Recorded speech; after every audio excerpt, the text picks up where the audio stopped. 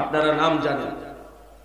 ইয়াকুব আলাইহিস সালাম ওনার 12 জন সন্তান ছিল।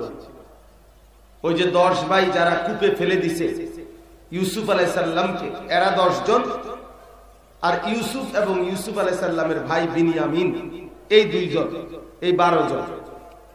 ইন্তেকালের পূর্বে ইয়াকুব আলাইহিস সালাম যখন মৃত্যু সজ্জায়, তখন সন্তানদেরকে একত্র করে তিনি শুধু একটা কথা জানতে চেয়েছেন, মা তা'বুদুনা মিন বা'দি আম কুনতুম শুহাদা ইয হাদারা ইয়াকুব আল মাউত ইয ক্বালা লিবানিহি মা তা'বুদুনা মিন বা'দি।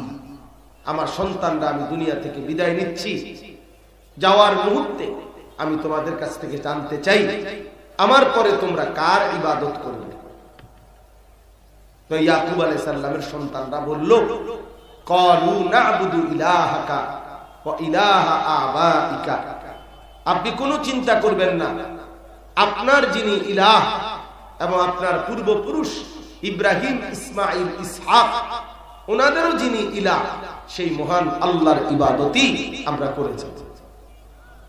তাহলে দেখেন এক বাবার ফিকির, মৃত্যু সজ্জায় সন্তানদের ইবাদত, সন্তানদের ইবাদত। আরেকটা উদাহরণ দেখেন, ইব্রাহিম আলাইহিস সালাম, আপনারা সবাই জানেন হযরত ইসমাঈলকে ছোট্টবেলায় কোলে রেখে হাজেরা আলাইহিস সালাম, ওনার স্ত্রী, এই ইসমাঈল এবং হাজেরা এই 2 জনকেই আল্লাহর হুকুমে কাবা ঘরের পাশে মক্কা নগরীতে রেখে আসছিলেন।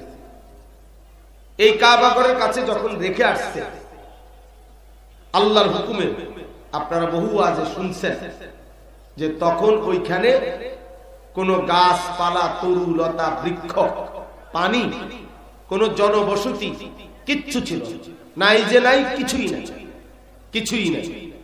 না কোনো মানুষ আছে, না কোনো ঘর আছে, না কোনো গাছপালা, ঘাস আছে, না কোনো পানিও আছে, খাবার আছে, কিচ্ছু নেই।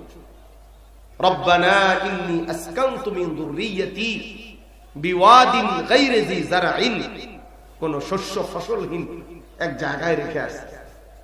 কিন্তু এইখানে কোরআন শরীফে আছে ইব্রাহিম আলাইহিস সালাম এই স্ত্রী এবং ছেলে